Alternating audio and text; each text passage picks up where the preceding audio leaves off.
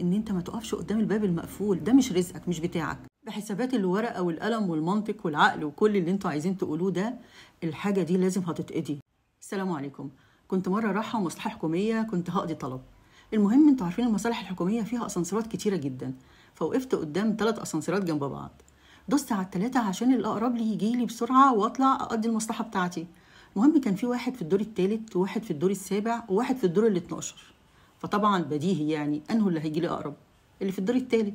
رحت جاريه رايحه واقفه قدام الباب اللي هيجي لي منه الاسانسير في الدور الثالث. تصدقوا حصلت ايه؟ ما جاش. لا في الدور السابع جه الاول وبعديه اللي في الدور ال12. انا فضلت متسمره، قلت لا لا لا لا، هو هيجي دلوقتي هيجي دلوقتي، مع انه اتاخر. هي الحياه فيها المشهد ده. ممكن تكون مقدم على وظيفه وخلاص خلصت كل بقى الانترفيو والاوراق بتاعتك وكل حاجه، وقبلها بيوم او 2 ياخدوا حد تاني مش انت.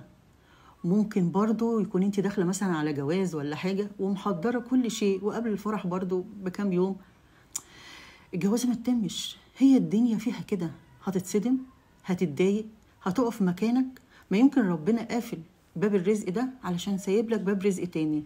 ايوه، خليك على يقين واوعى تتضايق او تكتئب. حاول مرة تانية وتالتة في ابواب كتير، ابواب تانية. ما هو مش ممكن يكون ربنا بعد عنك الباب ده علشان هو مش مناسب ليك. الشغلانة دي هيبقى فيها مشاكل، او الجوازة دي هيبقى فيها مشاكل، مش هو اللي يستهلك.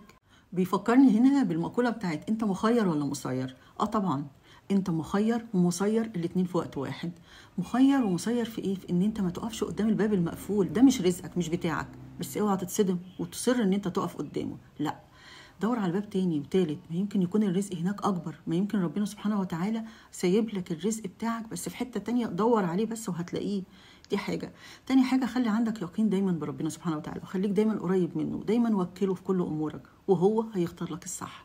صدقني، اوعى تقف عطلان، اوعى تقف وتندب بقى حظك وتقعد تتصدم وتتكلم وتعاني وتبقى حالتك النفسية وحشة وتأثر على بيتك وحياتك وتضيع عمرك كده. يعني احنا ما بنعيش الا مرة واحدة بس.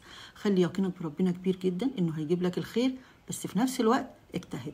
وكلامي هنا مش للشباب بس الصغيرين اللي لسه في مقتبل العمر، لا والله، واحنا كمان اللي في نص العمر ويمكن قربنا كمان.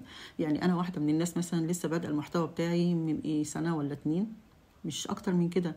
فلا، مش هسكت، مش هقف. مش معنى ان انا مش هقدر اشتغل في حتة تانية او ان باب رزقي اتقفل في مكان كنت شغالة فيه ان انا هسكت. لا، انا هتكلم وهشتغل وهحاول مرة واثنين وثلاثة، وهمشي في كل باب ممكن يكون فيه رزق وراه.